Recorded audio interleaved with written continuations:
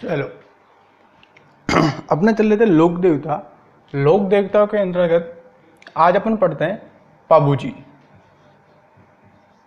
क्या है अपने? पाबूजी राठौड़। पाबूजी राठौड़। पाबूजी राठौड़ का अपन देखें, इनके बारे में चर्चा करें। पाबूजी राठौड़ जो है ये जोधपुर के थे। इनके जन्म की बात करें अपन तो इनका जन्म 1239 ईस्वी में कोल्लूमंड गांव में कोल्लूमंड गांव फलोदी तहसील जोधपुर जिले में इनका जन्म हुआ था। सबसे पहले देखिए इनका जन्म 1239 ईस्वी में कोल्लूमंड गांव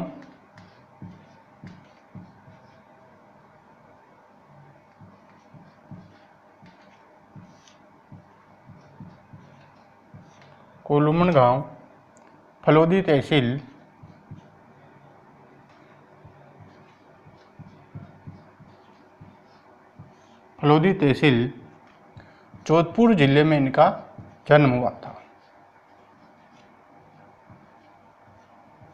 जोधपुर जिले में इनका जन्म हुआ था। ठीक है, जोधपुर जिले में इनका जन्म हुआ था।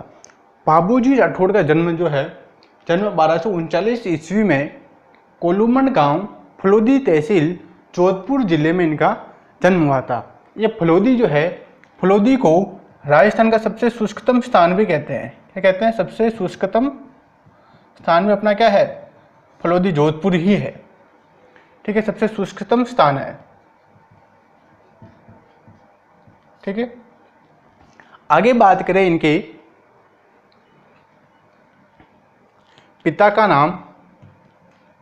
इनके पिता का नाम जो है धांधल देव राठौड़ था। धांधल देव राठौड़ था इनका पिता का नाम, धांधल देव राठौड़। ठीक है, इनकी माता का नाम कमला दे था। कमला दे। इनकी पत्नी का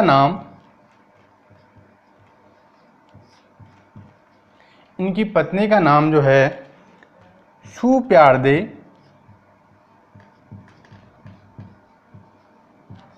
सुप्यार दे या फिर फूलम दे इनकी पत्नी का नाम है। दोनों में से कुछ भी नाम आ सकता है, सुप्यार दे या फिर फूलम दे। तो ये दोनों नाम इन्हीं के हैं। पाबूजी राठौड़ की पत्नी का ही नाम है। इनका विवाह अमरकोट में हुआ था। कहाँ हुआ? अमरकोट में। जहाँ रामदेव जी का विवाह हुआ था वहीं पर इनका भी विवाह हुआ था, अमरकोट के अंतर्गत। ठीक है, अमरकोट के शासक थे एक सूरजमल सोडा। कौन थे? सूरजमल सोडा। ये फूलम दे जो है सूरजमल सोडा की पुत्री थी। कौन थी? सूरजमल सोडा की पुत्री। अमरकोट कहाँ है? वर्तमान में अभी पाकिस्तान में है। कहाँ है? पाकिस्तान के अंतर्गत है अभी। जो अमरकोट के शासक थे अपने नाम के पीछे सोडा लगाते थे। ठीक है, इसलिए सोडा कहलाए। और ये महिला जो है सोडी, अपने पिता के नाम के कारण ये सोडी कहलाई। ठीक है, आगे बात करें अपन इनके पाबूजी के उपनाम की। पाबूजी के उपनाम की। उपनाम देखें तो पाबूजी का उपनाम है प्लेग रक्षक देवता। प्लेग रक्षक देवता। प्लेग रक्षक देवता, हाड़ फाड़ के देवता,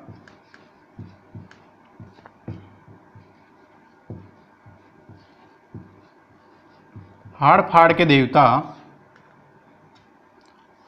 के देवता और गोरक्षक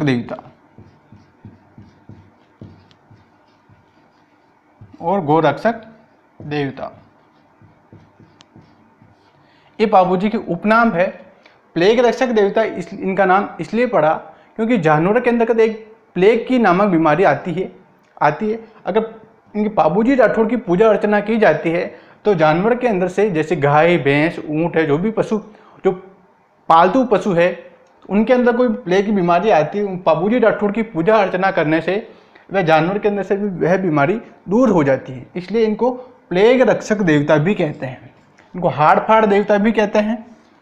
गायों की रक्षा करने का इनको गोरक्षक देवता भी कहा जाता है। ठीक है, आगे बात करें अपन तो इनको लक्ष्मण जी के अवतार के रूप में इनकी पूजा अर्चना की जाती है। बाबूजी राठौड़ को लक्ष्मण जी का अवतार माना जाता है।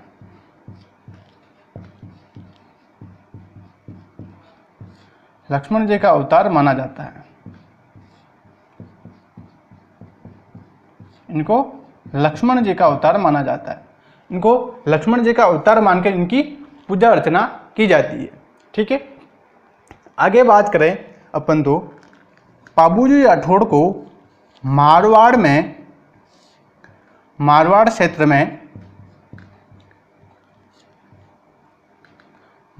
क्षेत्र में सबसे पहले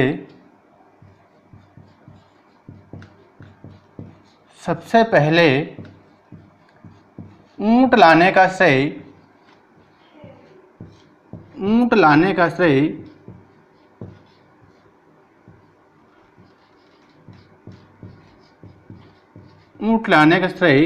इन्हीं को जाता है।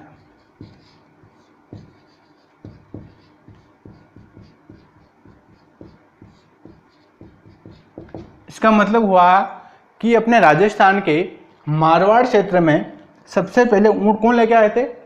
बाबूजी राठौड़ ही सबसे पहले मारवाड़ क्षेत्र में ऊंट लेके आए थे। इसीलिए इनको ऊंटों के देवता भी कहते हैं या फिर ऊंट रक्षक देवता भी कहते हैं। ये ऊंटों को पालने की जाति है रेबारी या फिर रायका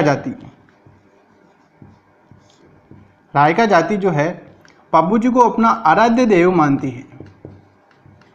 क्या मानती है? अपना आराध्य देव मानती है। अगर मारवाड़ क्षेत्र में, अगर अपने राजस्थान में देखा जाए तो सबसे ज़्यादा ऊंट पालन का कार्य रेबारी या रायका जाति, दोनों एक ही जाति है। ये रेबारी या फिर रायका जाति ही ज़्यादा ऊंट पालन का कार्य करती है। ठीक है, बाबूजी महाराज को ये अपना आराध्य देव मानती है। इनके आराध्य देव मानकर इनकी पूजा अर्चना करते हैं। आगे बात करें इनकी, बाबूजी के जो गीत है वो गीत इनके पावड़े कहलाते हैं। क्या कहलाते हैं? पावड़े। ये इनके गीत पावड़े कहलाते हैं। पावड़े के अंतर्गत माट वाद्य यंत्र का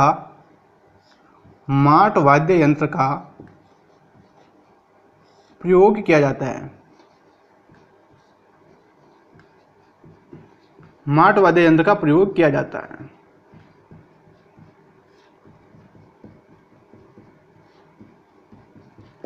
इनमें पावड़े गाते समय रेबारी जाति के द्वारा इनके पावड़े गाए जाते हैं। रेबारी जाति द्वारा इनके पावड़े गाए जाते हैं। इस रेबारी जाति के द्वारा पावड़े गाते समय माट वाद्य यंत्र का प्रयोग किया जाता है। ठीक है, आगे देखें इनकी फड़का वाचन बोपा व बोपियों के द्वारा किया जाता है, जिसमें रावण हत्ता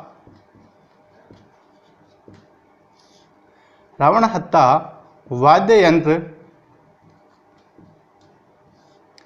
यंत्र का प्रयोग रावण हत्ता वाद्य यंत्र का प्रयोग किया जाता है। रावण हत्ता वाद्य यंत्र का प्रयोग करते हैं। और इनकी जो फड़का वाचन जो है पोपा व भोपिया जाति द्वारा किया जाता है। पोपा एक जाति है, पोपा और भोपियों के द्वारा इनकी फड़का वाचन किया जाता है।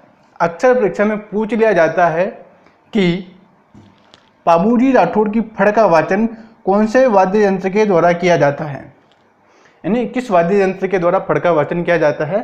तो रावण हत्ता वाद्य यंत्र के द्वारा बाबूजी राठौड़ की फड़का वाचन किया जाता है। आगे देखिए अपन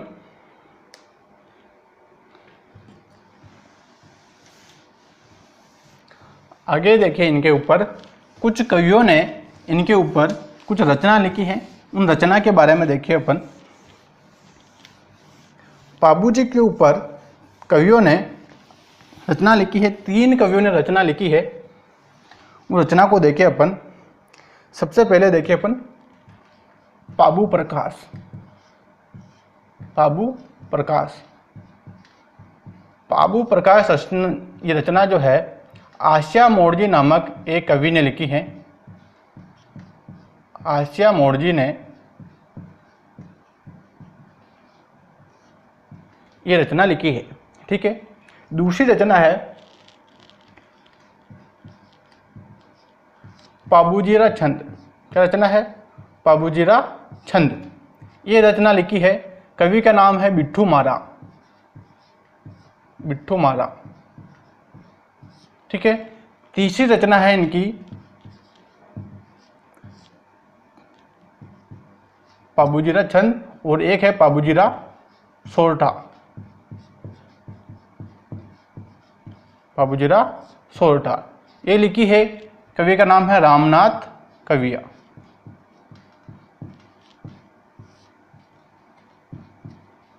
रामनाथ कविया नामक एक कवि ने यह रचना लिखी है।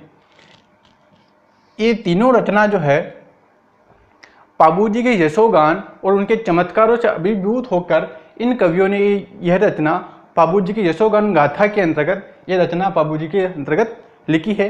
पाबूजी के जो चमत्कार है, उनके कुछ ऐसे वाक्य है या ऐसे कुछ कार्य है, उनका वर्णन इन्होंने इन तीनों रचनाओं के अंतर्गत इन्होंने कवियों ने किया है। ठीक है।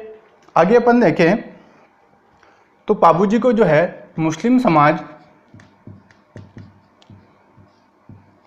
मुस्लिम जो है पीर मानकर इनकी पूजा करता है। क्या मानता है? पीर मानकर इनकी पूजा करता है।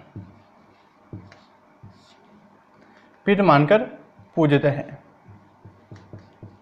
मुस्लिम इनको पीर मानकर इनको पूजते हैं। आगे देखिए अपन, इनकी एक घोड़ी का नाम, घोड़ी थी इनकी,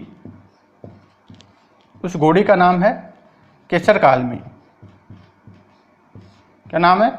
केसर कालमी घोड़ी। एक केसर कालमी घोड़ी जो है पाबूजी से पहले एक महिला की घोड़ी थी, उस महिला का नाम है देवल चारणी। क्या नाम है? देवल चारणी। इस देवल चारणी नामक महिला की घोड़ी थी, महिला की घोड़ी थी। इस महिला की घोड़ी थी, इस महिला के यहाँ पर ये घोड़ी जो है, देवल चारणी के बहुत सारी गायें थी, तो ये देवल चारणी की घोड़ी थी केसर काल में। ठीक है। केसर काल में घोड़ी जो है देवल चारणी के यहाँ पर एक ग्वाले का काम करती थी। किसका काम करती थी? ग्वाले का। ग्वाले का काम होता है गायों को चरा के लाने का और वापस वहाँ से लेके आने का काम ये घोड़ी करती थी। एक ग्वाले का पूरा कार्य ये घोड़ी करती थी। तो देवल चारणी के वहाँ पर ये प्रिय घोड़ी थी, और तो ये घोड़ी जो है पाबूजी राठौड़ को भी पसंद थी ये घोड़ी। ठीक है। और इनकी पाबूजी की एक बहन थी, पाबूजी की बहन थी सोहनबाई। क्या नाम है? सोहनबाई। सोहनबाई का विवाह जो है जिंदराव खिची के साथ, जिंदराव खिची के साथ इनका विवाह हुआ था। ये जिंदराव खिची जो है नागौर के एक जायल तहसील, जायल के शासक थे। ये जायल अभी जो वर्तमान, अभी पहले ये नागौर में है, वहाँ के शासक थे। जिंदराव खिची कहाँ का शासक था? जायल के, नागौर जिले के वहाँ के शासक थे ये केसर काल में घोड़ी जो जिंदराव खिची को भी पसंद थी और पाबूजी को भी पसंद थी, दोनों को पसंद थी। पाबूजी इस देवल चारणी नामक महिला को अपनी धर्म बहन बना रखा था, अपनी धर्म बहन बना रखा था। पाबूजी गए देवल चारणी के पास, बोला कि देवल चारणी मुझे ये घोड़ी पसंद है और मुझे ये घोड़ी चाहिए। तो देवल चारणी नामक महिला ने कहा कि पाबूजी महाराज मैं आपको घोड़ी दे दूंगी, कोई दिक्कत नहीं है, लेकिन आपको मेरी और मेरी गायों की रक्षा करनी होगी, तभी मैं आपको ये घोड़ी दे सकती हूँ। आपको मुझे एक वचन देना होगा कि आप मेरी रक्षा के लिए, मेरी और मेरी गायों की रक्षा के लिए आप तुरंत हाजिर होंगे और मेरी रक्षा करेंगे। आप चाहे जिस परिस्थिति में हो, जिस स्थिति में हो, आपको मेरी रक्षा के लिए आना होगा, तभी मैं आपको ये घोड़ी दे सकती हूँ, वरना नहीं दूंगी। पाबूजी ने कहा ठीक है, मैं सबकी रक्षा करता हूँ मैं, तो मैं तेरी भी रक्षा कर दूंगा, इसमें कौन सी बड़ी बात है। तो देवलचारिणी नामक महिला ने ये घोड़ी पाबूजी महाराज को दे दी। पाबूजी महाराज को देने से जिंदराव खिची नाराज हो गया।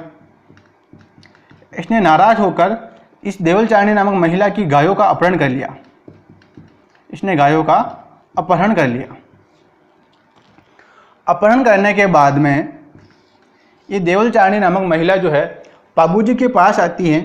पाबूजी का उस समय विवाह हो रहा होता है। क्या हो रहा होता है? विवाह। उस विवाह के अंतर्गत पाबूजी ने 3.5 फेरे लिए ही हुए होते हैं और ये देवलचारिणी नामक महिला यहाँ आ जाती है पाबूजी के पास। ये आके बोलती है कि पाबूजी महाराज, मेरी गायों को जो है जिंदराव खिची ने अपहरण कर लिया है, अब आप ही मेरे रक्षक हो और आपने मुझे वचन भी दिया था कि तेरे ऊपर कोई भी संकट आएगा तो मैं रक्षा करूँगा। तो पाबूजी ने कहा ठीक है, मैं तैयार हूँ। तो पाबूजी ने उसी समय 3.5 फेरे लिए हुए थे। इन 3.5 फेरों को छोड़कर, अपनी पत्नी को छोड़कर विवाह मंडप के अंतर्गत ही और जिंदराव खिची से युद्ध करने के लिए चले गए।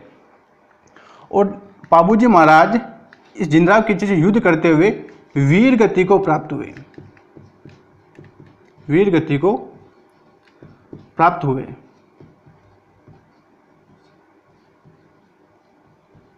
ठीक है, यहाँ पर पाबूजी महाराज जो है वीर गति को प्राप्त हो जाते हैं। ठीक है, तो ये पाबूजी के जो अनुयायी है, पाबूजी के जो भी अनुयायी है, अनुयायी का मतलब होता है इनको मानने वाले या फिर रायका या रेबारी जाति के जो लोग हैं, वो अपने विवाह में हमेशा 3.5 फेरे ही लेते हैं। 3.5 फेरे ही विवाह में लेते हैं। और इनके जो अनुयायी है, ये अनुयायी थाली नृत्य करते हैं। कौन सा नृत्य करते हैं? थाली नृत्य। इनके अनुयायियों के द्वारा थाली नृत्य किया जाता है। कौन सा नृत्य करते हैं? थाली नृत्य किया जाता है इनके अनुयायियों के द्वारा। और पाबूजी के कुछ स्थान हैं, थान को मंदिर भी कहते हैं। यहाँ देखिए अपन पाबूजी के थान। इनका एक थान तो है जहाँ इनका जन्म हुआ था, कोल्लूमण में। कोल्लूमण कहाँ है? जोधपुर।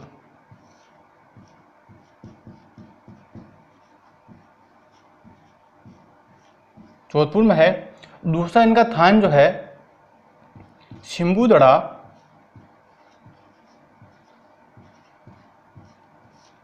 शिम्बूदड़ा कहाँ है? बीकानेर में। कहाँ है? बीकानेर में। थान जो इनका चबूतरा है, इनका मंदिर है, यहाँ इनको थान कहा जाता है। मंदिरों को थान कहा जाता है। और पाबूजी की जो समाधि है, वो समाधि किस स्थान पर है? देचू गांव। देचू गांव जोधपुर में इनकी समाधि है। जोधपुर के एक देचू गांव में इनकी समाधि वहाँ बनाई गई है। ठीक है, ये आपने पाबूजी महाराज। ठीक है, इनमें कोई भी अगर बचता है तो आप बता सकते हो। ठीक है।